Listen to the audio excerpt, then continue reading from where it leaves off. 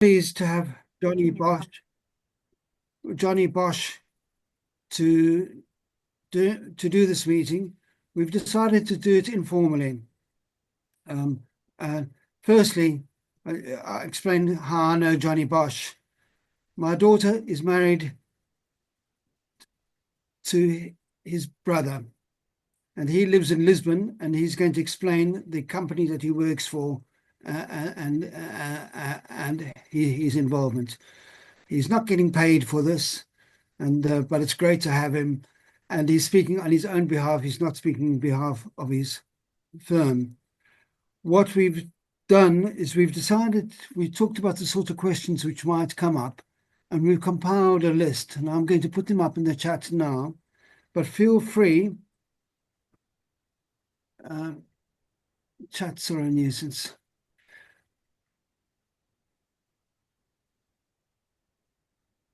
I'm just putting them up now.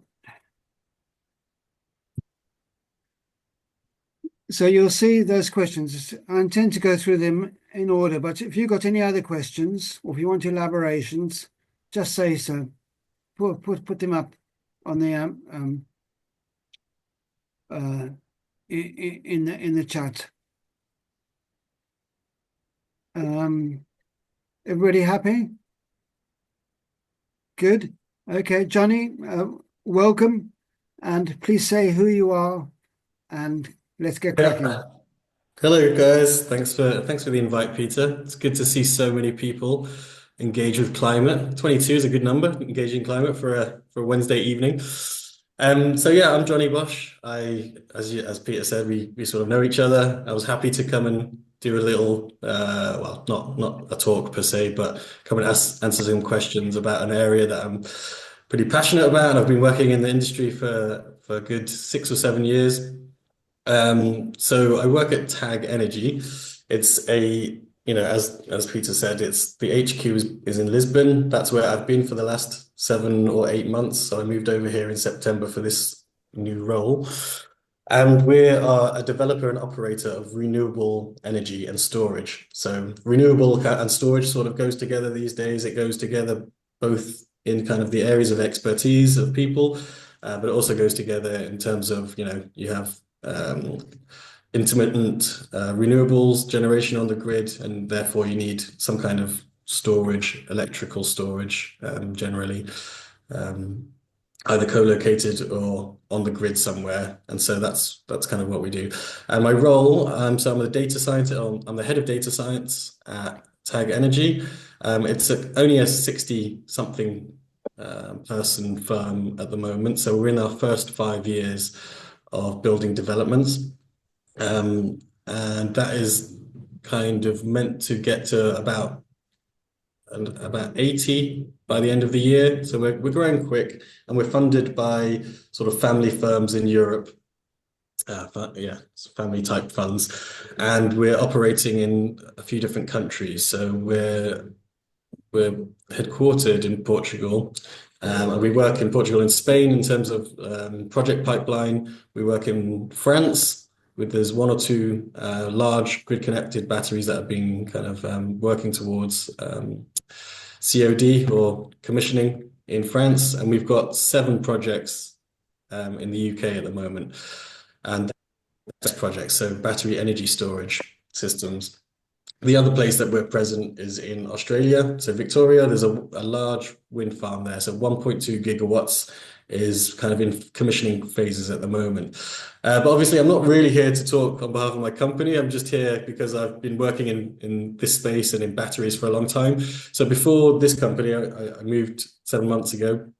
I was at a small startup optimizer called Open Energy in London. And what an optimizer is, it's kind of a modern term for what this kind of company does, but it's basically kind of a software-ish type house that works in energy technology. And what we did was came up with software algorithms to operate these kind of large grid-connected batteries.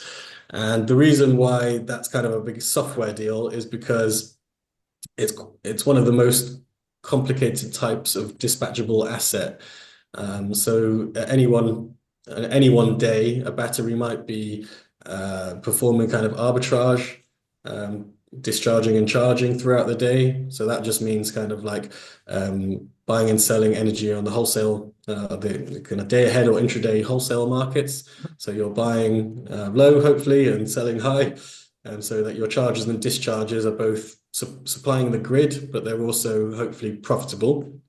And the other two kind of categories there are you're playing in ancillary services and the balancing mechanism. And those things are really procured by the national electricity system operator in order to balance the grid close to real time, but also make sure that in a low inertia grid where you've got lots of renewable energy, that you can react fast to varying frequency in real time. And the reason why frequency might vary on the grid scale much faster than it used to is because we've got much less base load, at least in the UK, much less base load like nuclear and coal and gas than we did even 5 or 10 years ago. And so if a large proportion of the grid is or grid electricity is being generated by wind and solar, you have this missing component that typically stabilizes grid frequency, which is inertia. And inertia is what you get from slow rotating generators in big power stations. So that's mechanical inertia, but you can replace that to a certain extent by adding dispatchable and fast reacting responsive types of assets like battery energy storage. So that, I guess, was kind of like the intro. Maybe we can move on to some of the questions. I guess like is that good? Does that sound good, Peter? That's great, Johnny. Could you just tell everybody, I'm going through a list of questions, and I see John Beardmore's had a question. But can we just start with basics? What does a battery energy storage setup look like? Where would it be located? How much is the cost? And maybe tell us where there might be one or two in the UK, what they're doing. Yeah, of course. So I guess we sort of typically talk about BESS, so battery energy storage systems, and these days. So I've been working in this industry maybe like on battery specifically. So obviously from the dispatch and algorithms point of view mainly, for about 6 or 7 years. And in that time, we've gone from a really small portfolio or really small fleet. I'm talking about specifically in GB at the moment, of say a small number of megawatts amongst a lot of smaller scale batteries, and they would have been hundreds of kilowatt scales, and also they would have been located behind the meter, so in a factory, next to a warehouse, at a petrol station, and principally they would have been put there as either kind of climate initiatives or cost-saving initiatives from those private firms, because it's quite difficult to get an actual grid connection at the distribution or transmission level for a bigger asset. But in that time, we've gone from a small number of megawatts and the largest asset on its own, or the largest battery energy storage system on its own, kind of being around 5 megawatts. And we've gone to today, we're approaching 5 gigawatts. So that's a gigawatt is 1,000 times a megawatt. And that basically has been achieved by a large number of much larger assets coming online and being connected to the grid at the transmission and the distribution level directly, rather than via sort of behind the meter industrial sites. And the scale at which we started maybe 6 years ago was the biggest. I was operating one of the biggest assets called Hill Farm, and that at the time in 2018-19 was 10 megawatts. So that was already 10 to 100 times bigger than a lot of the examples that were on the system at that time. And since then, we now have the company that I now am at, we've just gone live with 100 megawatt asset. So that's 10 times bigger. And that I'm talking about megawatts because that's the kind of the power output that a battery kind of outputs. What are you able to deliver in terms of watts, megawatts? But the duration has also gone up. So the actual, when I talk about duration, I talk about the actual energy capacity of the system. So if I say in terms of duration 1 hour for a 100 megawatt system, that means you can export 100 megawatts at full tilt for 1 hour, but a 2 hour system can do that for 2 hours. But obviously the energy capacity in order to be able to do that has to be much bigger. And that also translates into the number of containers that you have on your site. So I guess coming back to what it looks like, you can imagine kind of a site in a kind of out of town sort of area or in the countryside. Indeed, you know, some of these sites are actually on farms where the farmer has decided that it's a good commercial opportunity to use some of their land for this kind of purposes, rather than something else. Something else might have been like a solar farm or some secondary business or whatever. And 10 megawatts looks something like, or at the time it did, it looks like 5 large shipping containers, or about 4 actually. And it typically, I mean, I don't know, I sent you a couple of pictures, Peter, but generally, if you Google it, you just say grid connected battery. Typically, they're also very carefully designed. So in each site, in each kind of shipping container, these days they might be a bit more cleverly designed, so they don't just look like a shipping container necessarily these days. But in each shipping container, they'll have kind of up to about well, the density has changed a lot as well over the last few years, but typically about 2.5 megawatt hours per shipping container. So you would have needed 4 of those for a big 10 megawatt hour system. And that might be spaced out so that in between each shipping container, you have maybe 2 widths between each one. And that's all to do with fire safety, so that you don't get runaway effects if one container blows up. And then you also have different types of planning regulations where you have to have a certain amount of monitoring, fences around, and it has to be a certain number of meters away from the nearest XYZ. And so that's what it looks like. If a farmer also chooses that, or thinks that the thing looks ugly, they could also put a big farm shed over it. So the one that I mentioned that I was operating a few years ago in Hill Farm was exactly that. It was a big farm barn that was over 4 big containers, and if you were driving past it, it would have looked like a farm building. And yeah, but nowadays much bigger scale. So the bigger scale ones will be connected directly to the transmission system. And when I was before distinguishing between transmission and distribution, what I mean there is that in the entire grid, we usually classify 2 different grid areas. When you say transmission, it generally means those big high voltage lines that are connecting the far reaches of the country, from historically large power stations to population centers. And then at that point, near the population center, you'll then have kind of a breaker that goes down to or transformer that goes down to a lower voltage, still very high voltage, but lower voltage. And that we then talk about the distribution system at that level. So we're just out of town. The distribution lines then connect all the different commercial and industrial buildings and neighborhoods. And so you'll have a transformer at the end of your street that might be serving like one large road or one small neighborhood. And so I am seeing the questions here, so I'll come to some of those. And so that's the difference between the transmission system and the distribution system. But some of the larger, more recent projects will be connected directly to the transmission system. And that's just because they look more or less like power plants when you're at the control room at the national grid. And it makes a bit more. One or two more things. There's a lot of questions coming up, but I just want to sort of unpack some of the basics first before we go into some of the more detailed questions. Feel free to jump in.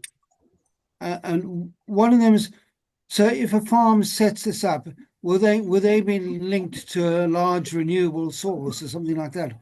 Why? For example, if a place is being set up in Derbyshire, I don't understand why they're setting it up in Derbyshire, assuming there's no great big source of renewable energy nearby. Yeah, well, so it's a good question. So often it depends on the investment case. But because the grid is all interconnected, you don't necessarily need to be next to a solar farm in order to benefit from the grid containing a solar farm. So there are two types of projects. One is where you have standalone BESS. So that means you find the developer, which is Tag Energy or some other kind of developer. Harmony is a good example in the UK, but it could also be a large energy company like EDF or whatever.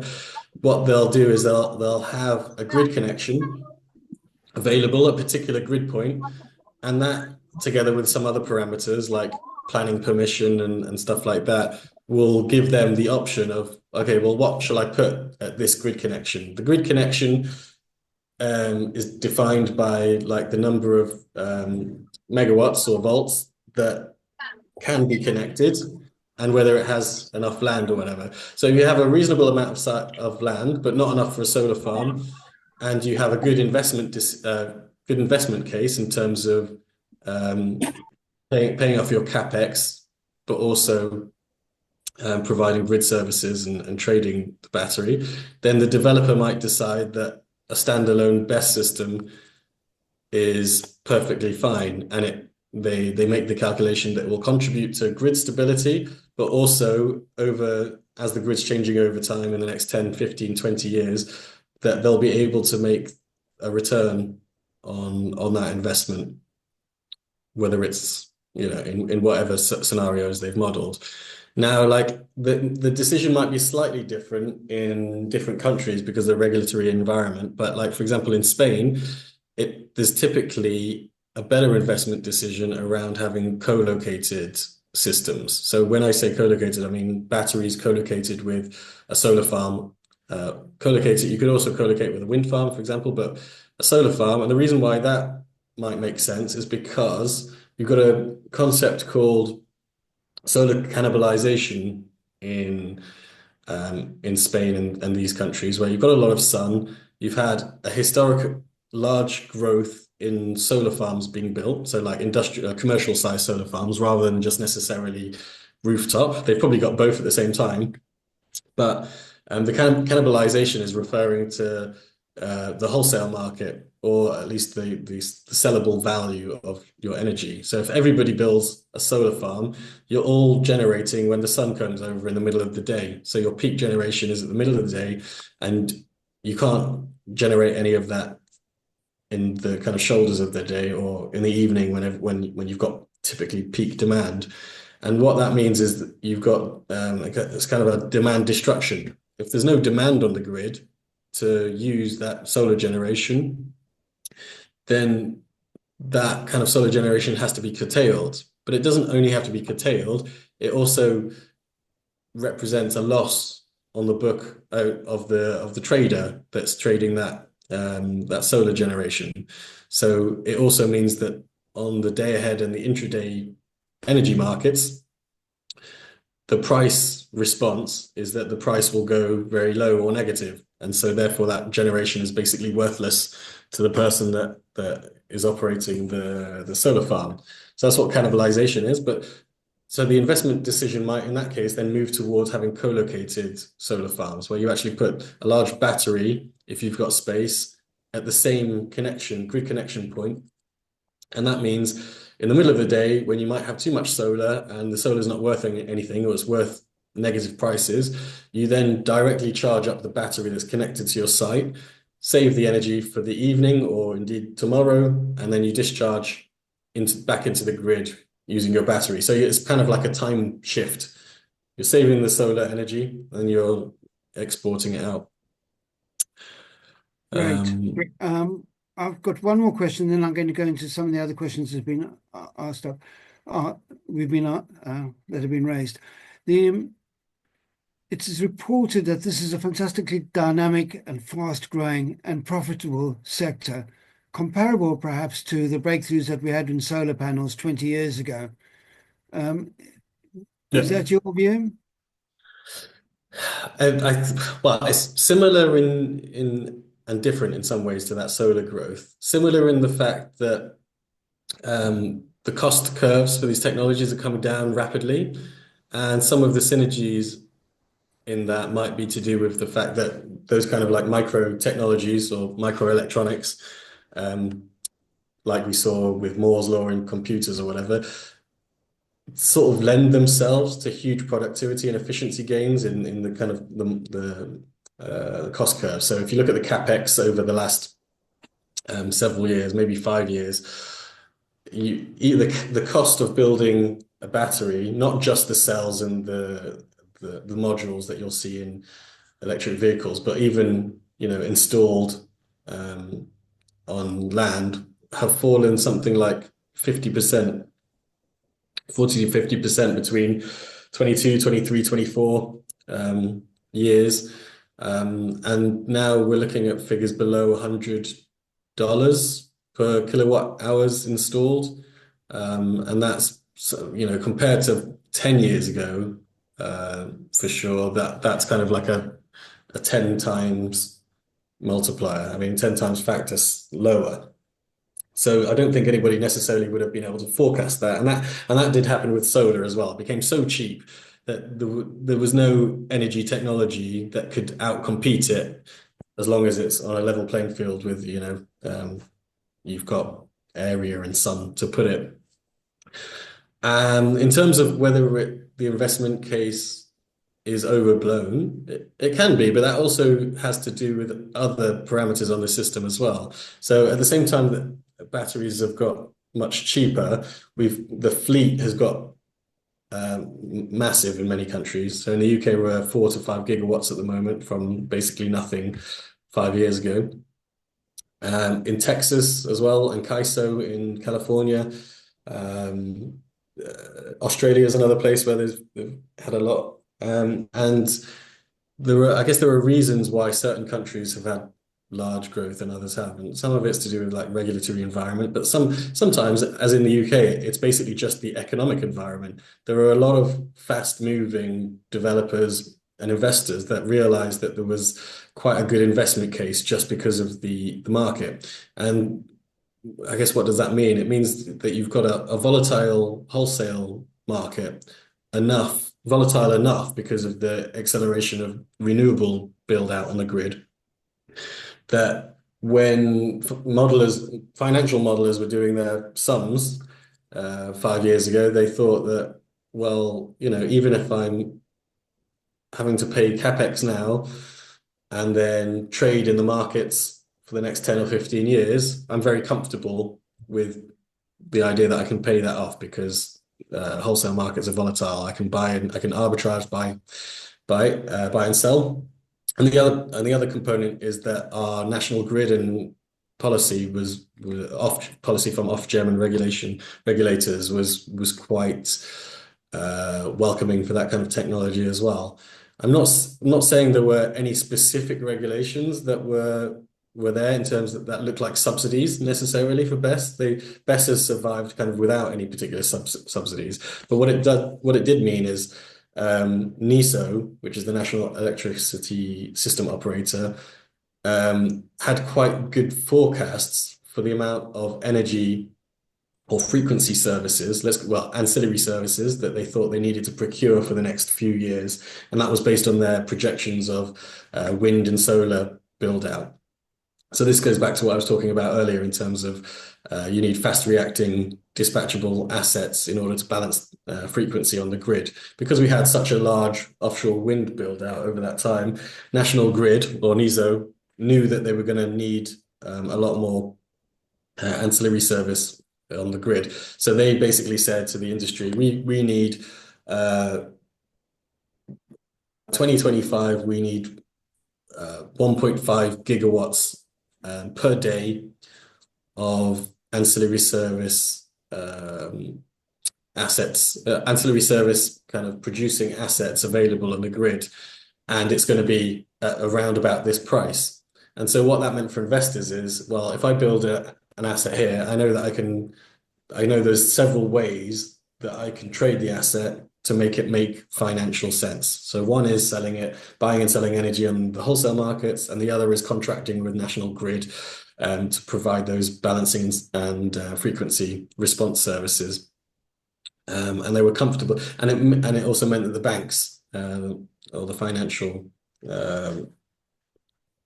institutions became over time more and more comfortable with funding those best build outs. Whether I think let's go on to some of the questions, Jonathan. I'm yeah. gonna come back to John's question in a bit, but there's a question from Dave, which I think you've answered most of it, but is the part you've answered is the cost of reducing, as it is projected, going to continue to come down? You've answered that, I think. But the other thing is they're interested in domestic scale installations. And John said he's happy to talk about that, but how relevant is this to domestic scale installations? Well, so yeah, I'm not an expert in domestic scale. I guess what I can say is the cost is coming down in terms of like the actual unit cost of those components.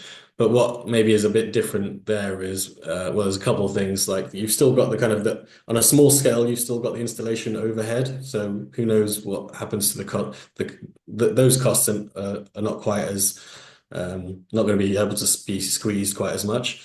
But then also you've got the factor of how much is your energy company going to pass on those benefits to you. So you kind of like need innovative contracts from your supplier. So if you get both of those things, then yeah, there's going to be a good opportunity for domestic scale.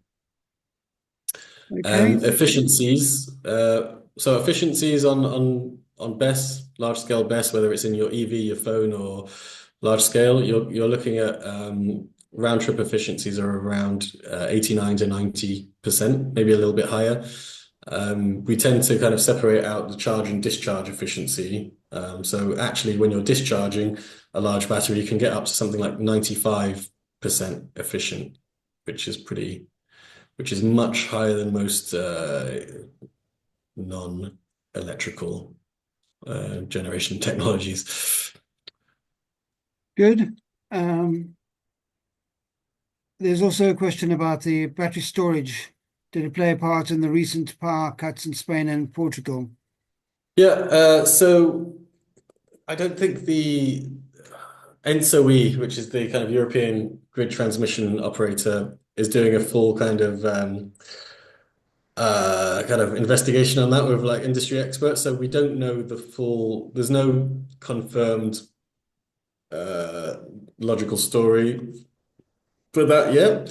But there's a lot of speculation and a lot of reasonable analysis, which points to the idea that there were various oscillations on the grid, not necessarily for any particular reason. It could have been oscillations coming from different parts of the larger transmission system across Europe. But what was true is that we had a couple of large trips on the grid of large generation plants, so solar, in Spain. And once that happened, the interconnector between Spain and France hit a threshold in terms of protecting itself. So like the rate of change of frequency got to a certain level, and that also tripped. And so there were a certain amount of like ripple effects that happened there. As to whether battery storage could have helped, I think it's probably a sensible idea. So what I was talking about in terms of like frequency, there's frequency, but there's also the rate of change of frequency. And so if you have a low inertia, which means you've got not many rotating masses on the grid, like nuclear power stations and stuff like that, you've got a lot of renewables, then it's a sensible idea, as the UK did over the last 5 years, to increase the number of fast reacting dispatchable assets like battery storage at this kind of an increasing rate, so that when something does happen, a trip of something large that's several hundred megawatts or gigawatt scale, battery storage is able to kick in kind of like sub-second level and balance the frequency on the grid. So I definitely think that would have benefited, but I don't think it's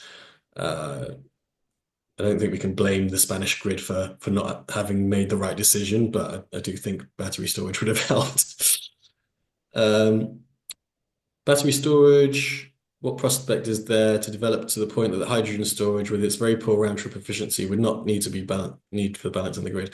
I mean, I think that the gist of that question is, do we need hydrogen storage? And I tend to agree with that point of view. Hydrogen in all scenarios is going to be very expensive, and so should probably only be really used in sectors where it's already used, or for like very large scale storage close to the source where it's needed, because it does tend to leak and require a lot of energy input to keep. And obviously, as Michael said, it's also a very low efficiency conversion as well.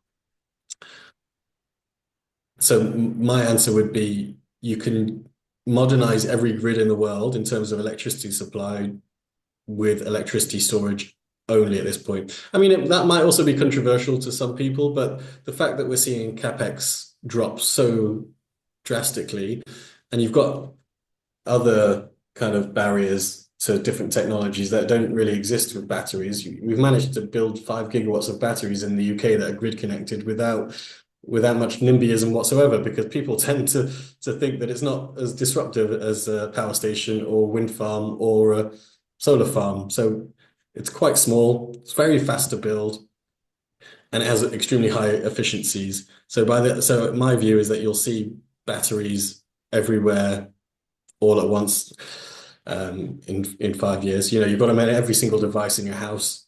Why not on the grid? Why not everywhere? What's the real reliability wear out duration like? Yeah, well, that's a really good question. So on warranties, it tends to vary because you've got various different original equipment manufacturers. Tesla is the big American one, and they've got a huge amount of they've got a huge portfolio around the globe. They tend to be a bit more secretive about how they operate the battery, what the battery control system internally is doing, and how it protects itself from fires, from degradation, from all of that stuff. So there's not a huge amount of data out there. I've kind of controlled Tesla's systems in my own career, and the degradation rates really are going to depend on what you do with the battery. So if you're doing a huge amount of different types of trading and services and lots of deep discharges, the biggest factor actually for degradation is holding your, and this is the same with your phone and stuff like that, is really time spent at extreme state of charge. So if you leave your battery at 90% plus all day, or below 20% all day, then actually that has a bigger impact on the lifetime degradation than just cycling up and down, really. But generally, I mean, what I've observed there's an interesting point that large scale batteries have only really existed at any scale for about 6 or 7 years. And so we're nowhere near the end of life of many of the ones that were installed at that time. Many of them have been augmented in order to maintain the megawatt hour capacity of them. So that means they have degraded, but they haven't typically degraded more than the manufacturers had predicted, really. And that's even with different types of modes of operation. The warranty period tends to be about 15 years, although it can be more than 20. A lot of the original manufacturers now, or the most faster growing ones, are from China. So that's BYD, CATL, Huawei. And they're also, the rate of innovation from those companies is massive. They're really innovating very fast. I was talking about how many megawatt hours you can fit in a container earlier. And actually, the latest started at about 2.5 a few years ago. Some of the latest models coming from China are now pushing the 10 megawatt hour capacity density, which is which is huge. So even when people claim that, if the storage device is just sitting in a field, it doesn't matter so much about the density. So why not put hydrogen there or some other technology that doesn't have a high energy density? That's not really true when you can make such big, such big jumps in energy density like that. Land costs money in many countries in the West, in America, in the UK, and Europe. Land is quite expensive. Let's move on. Okay. Community energy. Should we cover that one? Okay. Should I read it out? Or? Oh, I can do it. For community energy projects in Derbyshire, what are the smallest projects your company could undertake at 400 volts or 11 kilovolts? What would be the cost per kilowatt hour beyond that scale? Yeah, so a company like mine is really focused on like large scale or grid scale technologies. So we're looking at kind of a minimum size of 10 megawatts. It's not to say that we would never go into smaller ranges in the future, but it really has to have a business case that is relevant to future market growth in terms of, let's say electric vehicles and electric vehicle big trucks are starting to become kind of like everywhere. We'd probably be able to deploy our technology and deploy our dispatchable software capabilities at that scale if there was a large need. But again, you'd be looking at quite large charging centers for that. Okay, can we go to the next question? Could you just talk about lithium and the issues of lithium, then go to the next question about new Chinese alternative technologies, alternative Yeah, so sources? lithium, the main lithium technologies are NMC, which is the cobalt. The C is for cobalt, and that's what everyone was worrying about 3 or 5 years ago, because it mostly came from, or most cobalt comes from the Congo, and there were obviously human rights worries at that point. But Tesla and all the rest of the OEMs started turning towards LFP at that point, and LFP is the F is iron. So that doesn't need cobalt, but it does need iron. And there were kind of different benefits and drawbacks of those two technologies. NMC typically was able to be produced at a higher density, and so EV manufacturers liked it so that it could fit more capacity into a small area. LFP also had its problems. It was hard to monitor the state of charge accurately because it seems to have this kind of like very flat voltage response curve in the middle. So if the state of charge is more or less in the middle, 50%, plus or minus 10%, it's very hard to actually estimate what the current state of charge is. So that was a problem with LFP, but it didn't have the problem about being produced in the Congo. So China kind of betted big on that a few years ago, and now pretty much all large-scale batteries and EV batteries are on the LFP technology. And because Could you explain what LFP is, or just LFP, lithium ferrous phosphate. right?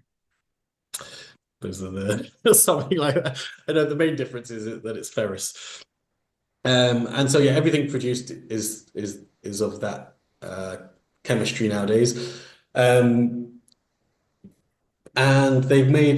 because so much volume has been produced in that chemistry, we now have much higher densities than we did 3 years ago. And so everyone's doing it. There are new technologies such as sodium, for sure, but I think these are in slightly earlier stages of development, and there's not much at large scale that's actually commercial at the moment.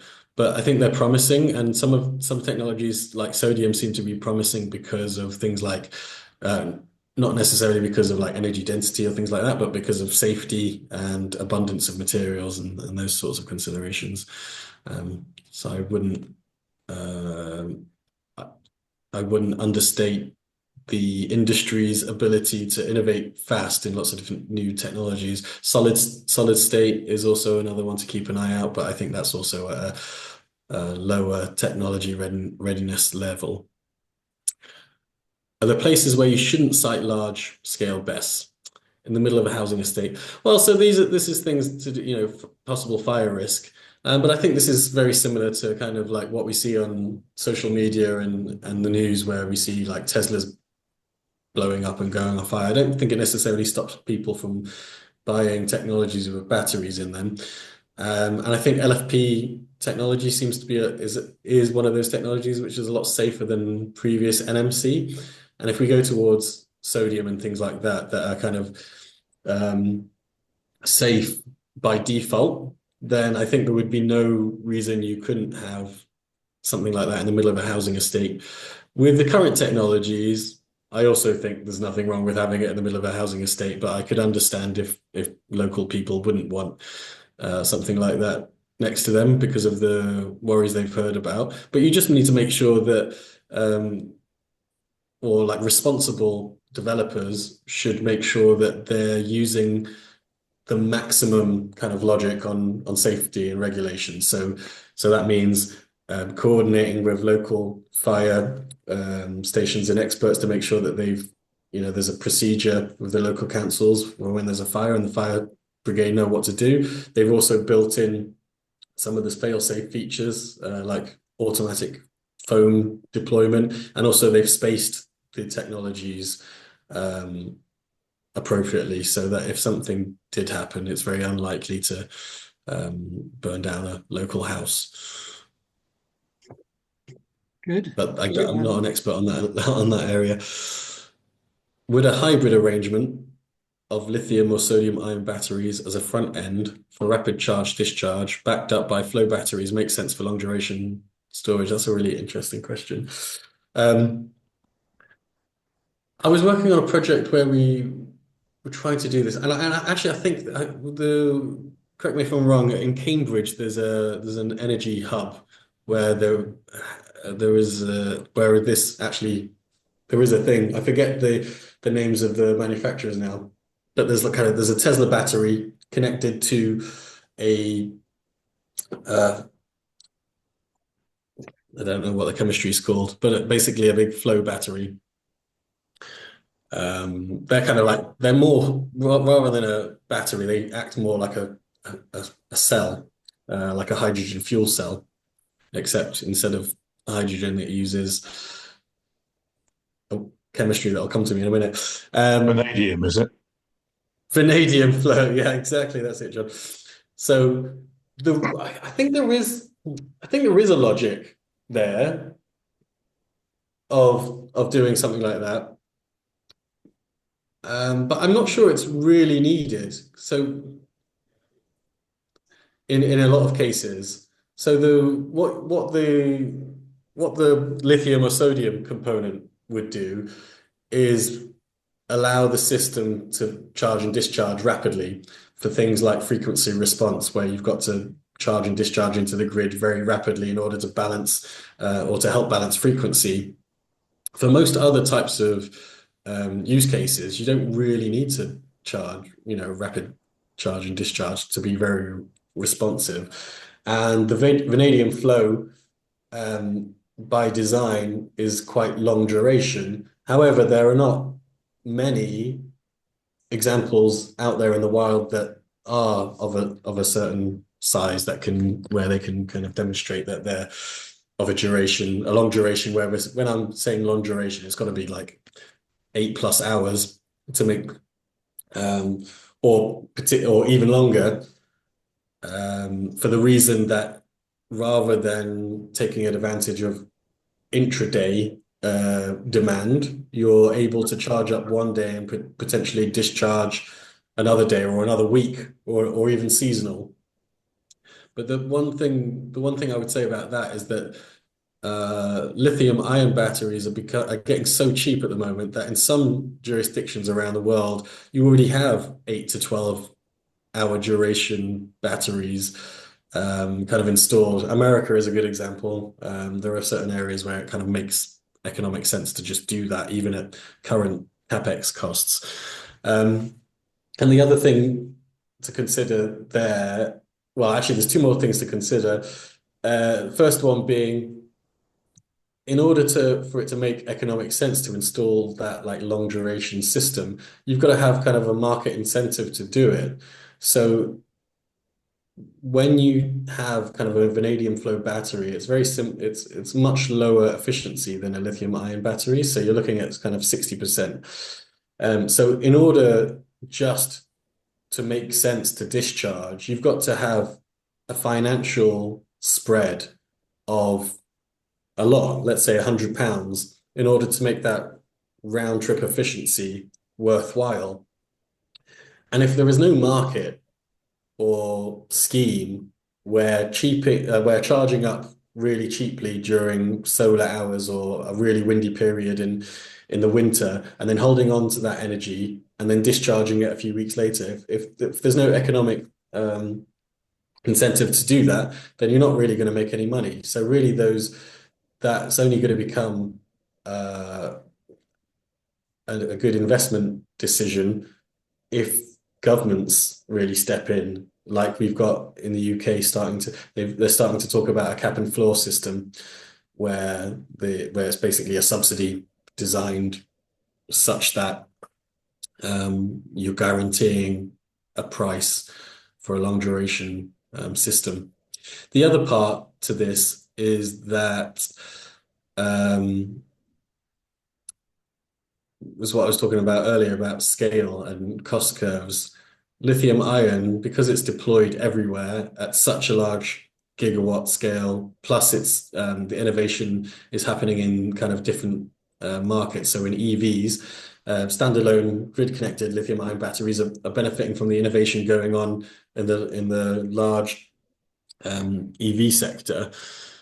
For flow batteries, you don't have that at all. You're really depending on governments giving kind of an innovation investment to these sort of things for like one-of-a-kind systems, and so it's really hard for those types of technologies to get their cost curve down to a level which is going to compete anywhere near lithium ion. So I'm not against those technologies. I think we should try to. There's no silver bullet, but compared to technologies like solar and battery energy storage with lithium, they don't have the same like exponential cost curve that's going to enable them to do well in the future. So that's my 2 cents on the whole thing. Good. People are welcome to butt in, say anything, or put up another question, or ask for elaboration on anything. Yeah. Feel free. Henry, I think you seem to have missed my ratio question. Sorry. Ratio. Just the ratio. What do you specify the battery to the solar? Let's say you had a 10 kilowatt system. How big a battery? Let's say you expect to be generating solar energy for 8 hours in the sunshine. Do you specify or make the battery enough to store all those 8 hours of sunshine? That's a great question. I think it's kind of a bit of an optimization problem, and it depends on the kind of the use case, whether you're talking about a domestic setting or like a big solar farm in the field. There's a couple, I guess, a couple of parameters that you have to consider mainly. So the first one is like, what is your demand profile that you're trying to meet? If your solar if you decide that the solar panels are cheap and you just maximize, based on how much space you've got, then you basically compare, well, at what point does it meet all or some of my demand at peak?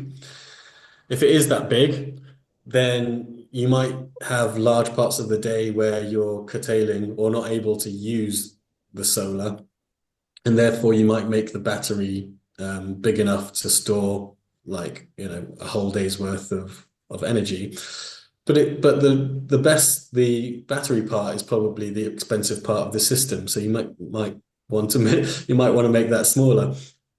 But the other component is your is the benefit that you're getting from your retailer provider. If they're offering you some sort of feed-in price that is quite good, then it might be better just to sell your excess solar. And then it can become like a very simple calculation. If they're buying my solar at something which at a rate at which would, is going to beat all the costs that I'm putting towards my system plus my battery, then maybe I don't even worry about a battery. But if I'm trying to be like resilient on the grid and I'm interested in like investing in all those sort of components, then you might start with doing kind of an optimization calculation where you start maybe with a battery that is able to store a quarter to a half of your daily profile. You compare what your daily profile is between winter and summer. You have maybe you have a mean autumn profile, and then you run a few example days to see how much you'd benefit. And I guess the way you're going to benefit is by storing that excess solar and then using your battery to discharge into your peak demand in your house or your neighborhood when the price of importing energy otherwise would be expensive. But that's why it's a little bit complicated, because you would need to know what deal you've got with your retailer. If you've got kind of one of those like economy 7 deals, then obviously it's cheaper to use electricity overnight, and therefore you might just decide to run all your devices at night rather than store the energy in a battery. But if you're exposed to a very high peak price in the evening, and you're also potentially, and your demand is also quite high, then it might be worth shifting that solar profile as much as possible into your battery. And then I guess the other component to that is what is the peak power of the storage device versus the duration of storage that you've got. So you might prefer to just store a lot of energy for resilience purposes, or you might try to service as much demand as possible, meaning your sort of kilowatt value. I hope that helps a little bit. I've never done the calculation for myself, so be interested to know where you get to with that. Thank you. I see another question has come up. Do you want to read it, Jonathan? Yeah. Could you use the battery storage? Could the use of battery storage reduce the amount of electricity we have to transmit around the country with the related losses in transmission? Yeah, it's a big optimization problem in the end, because if you put all the generation, like where it's windy, up in Scotland and to the east and to the west of the island, then by default, that's all going to be quite far away from the main demand centers, which is the southeast of the country. And if you were just to do that willy-nilly, just because that's where it's windy, then everyone's going to be paying for the cost of building those big transmission lines. So the optimum thing to do is build a lot of wind because it's windy and the generation is efficient.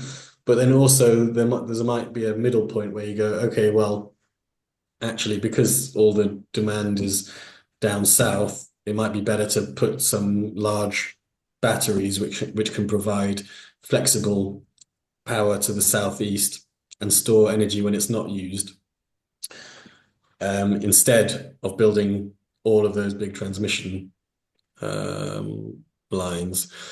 I don't necessarily think the losses in transmission is a big factor. I think transmission losses are, well, especially if it depends whether it's AC or DC. If it's a big DC line that goes offshore, the transmission losses can be quite low per kilometer. If it's AC, then it's still a fairly small number. But in any case, battery efficiency and transmission losses are probably of a similar order of magnitude. Good.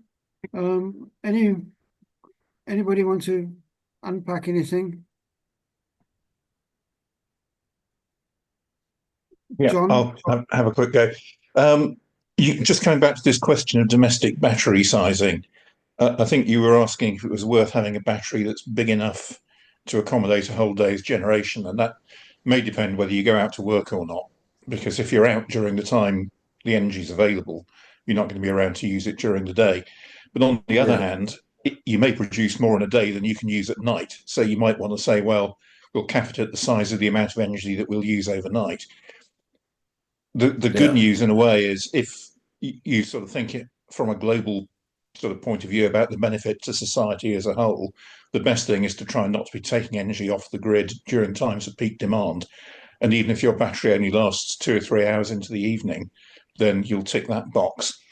The other thing to think about is whether you want to try during the winter when there's not much sun to be buying energy cheap at night to use during the day. And that may be quite achievable because you may not use a fantastically large amount during the day.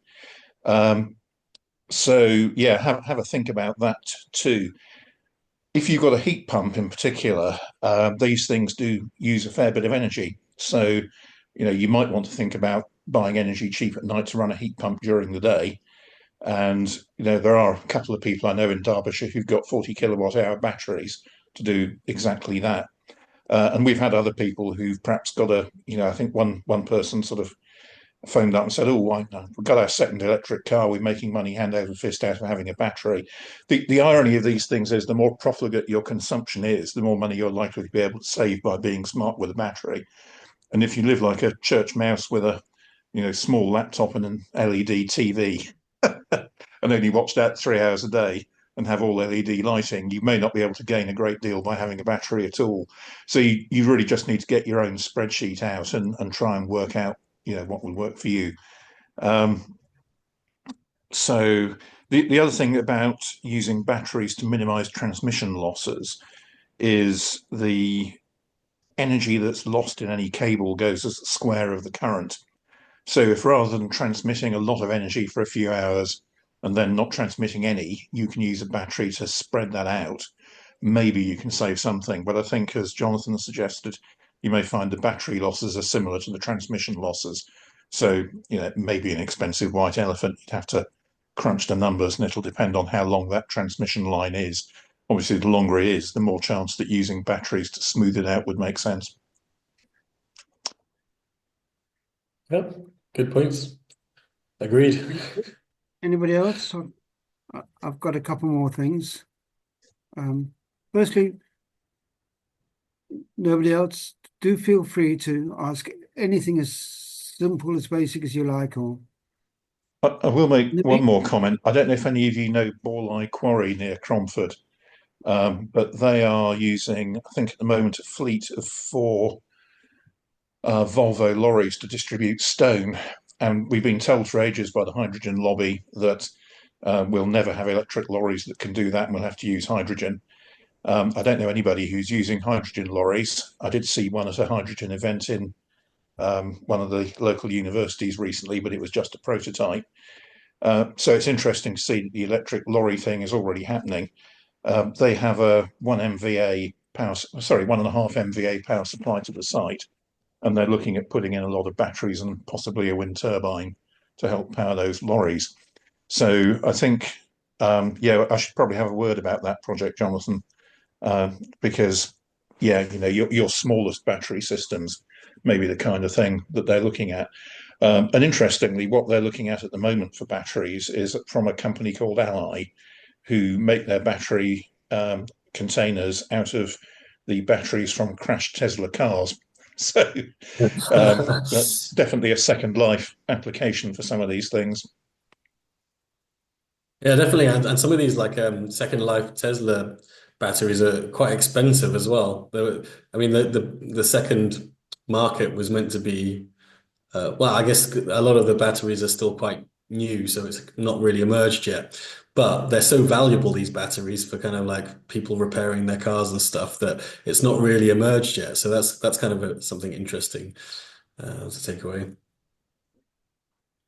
John, you work at T4 Sustainables, don't you? I'll do T4 sustainability, yes. Sustainability. Okay, I'm going to get in touch offline. I'd like to. I'm Yeah, please do. specifying some batteries at home in Derbyshire, Belper, Derbyshire. So I've been meaning to contact you anyway. So Okay, I'll right. reach out outside this. Thanks. Yeah, sure. Okay, just a couple more things. Firstly, myself, I've stopped worrying about this. What I've done is I've gone to a firm which manages it all for me. So they put in the solar panels, they put in the battery. We've agreed a price, which I pay, which is much less than what I was paying before. And they do all the thinking. And I've also got an air source heat pump. And so they do all the thinking and planning for me, because basically I haven't got time to do all this sort of thing myself. And the firm is called Tomato Energy. That's one thing. John, then you asked, we were talking about questions. So one thing that we're thinking about is artificial intelligence and the role of artificial intelligence. Would you like to say anything about that? Yeah, hardest question for last. Well, there's a lot of AI hype, isn't there? But I think the one thing to say is that, electricity systems, both at home and the domestic front. I mean, John had a lot of good examples of how lots of different components coming together, and also on the grid scale is getting a lot more complicated.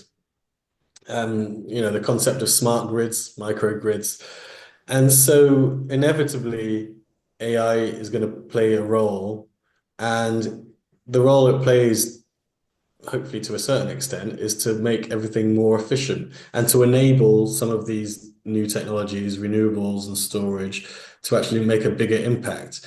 I think what was interesting, if you only look at 3 to 5 years ago, there'd be a lot of naysayers everywhere, even in the industry, but especially just kind of people on the street. If you'd ask them, they would find it crazy to believe that the UK grid was powered, 40 to 50% from renewables alone, energy generation last year, and it just shows how fast it's come. But that wouldn't have been possible had we not had innovation alongside that in terms of like the digital component. If we didn't have fast reacting batteries and software components that were installed, that were in the control room and on devices that allowed these technologies to participate, and also to forecast demand, forecast wind generation and weather, then these things wouldn't have moved so fast. So AI is used a lot in my area. But AI kind of in kind of like traditional sense before a couple of years ago meant machine learning or deep learning. And so we're talking about things like forecasting the weather, forecasting the wind, and the better you can forecast those things, the less errors there are. So if you're able to forecast wind generation in GB better, the control room of NESO is able to reserve less flexible generation as a backup, because it can be more confident in the forecasts in 1, 2, 3, 4 hours are correct, and the errors are smaller, and so they don't have to pay so much for like gas plants in advance to be ready on standby if the errors are large. The other thing is, if you've got good price forecast in those people that are operating best on the grid, then they can make more money. One might reason that why should everybody be making more money? But if you can make more money by operating this thing, then it makes the investment decision a lot easier. You can convince the banks that you can build these projects, and they're all inevitably privately funded nowadays. There's very few countries that governments just build stuff alone. And then I guess the other thing is AI on a domestic scale. All of your devices are smart nowadays, and inevitably you have like 2 phases of AI being there. the one is the obvious one. You know, you're talking to your Alexa and telling your smart device to turn up or turn down or be smarter, know when I'm not at home, so you can turn the heating off and all that sort of stuff. But also these things get designed by software developers that are using AI every day in order to move faster. You know, there probably is a bit of a component of, you know, nobody knows to a certain extent whether that's impacting the amount of human resource employed, or whether we always need the same amount of human resource, but we can do things a lot faster. But throughout the chain of development, AI is definitely helping us move faster and implement things faster, and hopefully a good thing. So yeah. Good. Dave, you've raised your hand. Do you want to chip in, Yes. please? Just thinking about these batteries, they're a great boon, no doubt. But I'm just thinking that they're another good. And our lives are filled with electronic goods now. And just a question, are they recyclable? Which parts of them are recyclable? Yeah, good question. Well, so lithium-ion technology, at least that chemistry, is fully recyclable. What's strange about you know, legacy technologies is that we're talking about commodities like coal, gas, and all that sort of stuff, rather than like a standalone technology where the capex is all up front. In those old technologies, you were basically digging stuff out of the ground, burning it, and you'd have all that pollution everywhere. And also over the lifetime, you know, if you put it on a scale, every time you were digging it out of the ground, you know, that generation plant would have been going through billions of tons of earth. So there's a huge saving when you're not really relying on a commodity in your power generation thing. But the other part of it is that we worry sometimes about the rare earth that we're digging out of the ground for batteries and things like that, whether it's because of human rights concerns in the Congo or whatever. But the fact that these systems are 100% recyclable means that at the end of the life, you may, as John said, have a second life, which may extend the life from 15 to 30 or 40 years. We don't know yet, because there's not enough lithium-ion batteries old enough to have gotten to that second life. But once they get to the end of their second life, they can be fully recycled. So we've got maybe 20 years to figure out how to efficiently and cost effectively get all of that material out and then reform it into a new battery. So in terms of circular economy, I can't think of a modern technology that is not as this powerful in terms of transforming human energy use. So thanks for letting me say that, Dave. Thanks. Good answer. Thanks. That's very useful. I have one more question, and then I suggest we'll, unless anybody else wants to butt in, my question is, what should we be saying to the politicians? What am I saying to the politicians, or what are we saying to the politicians? I didn't hear. In terms of a discussion as what the country should be doing about battery technology. Good. Yeah, that's a good question. So I don't think we need to do anything. I think what we're really dealing with nowadays in politics is kind of the populist noise. If the debate tends to kind of focus around really fringe things that are irrelevant, and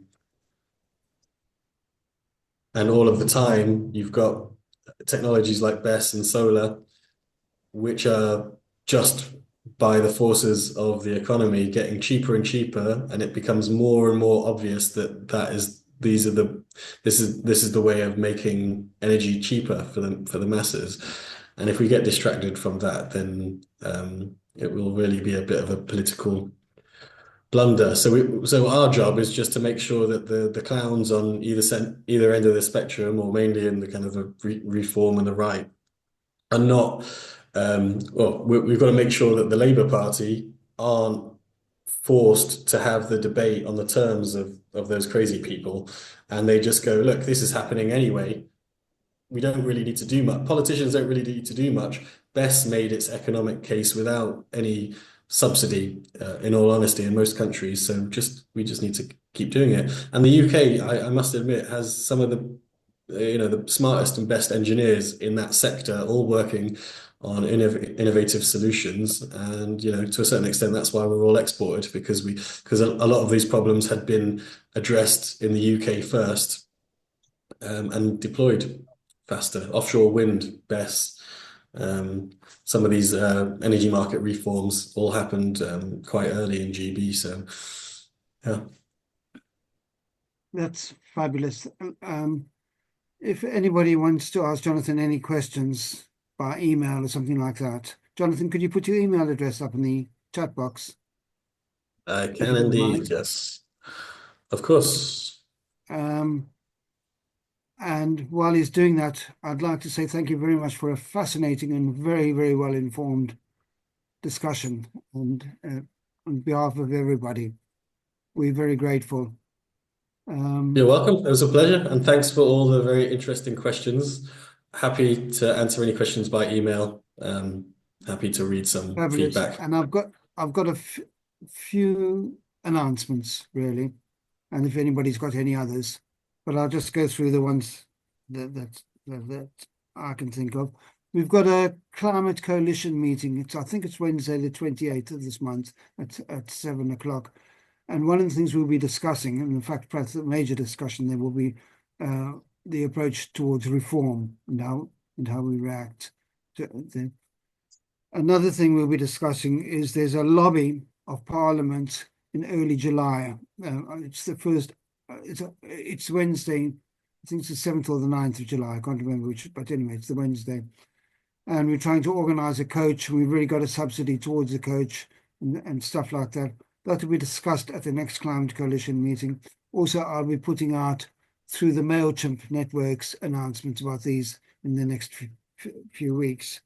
Also, Derby Climate Forum, which is a face-to-face meeting, is meeting on June the 3rd, Tuesday, June the 3rd, and it's basically looking at schools and transport and air quality issues around schools and what can we do?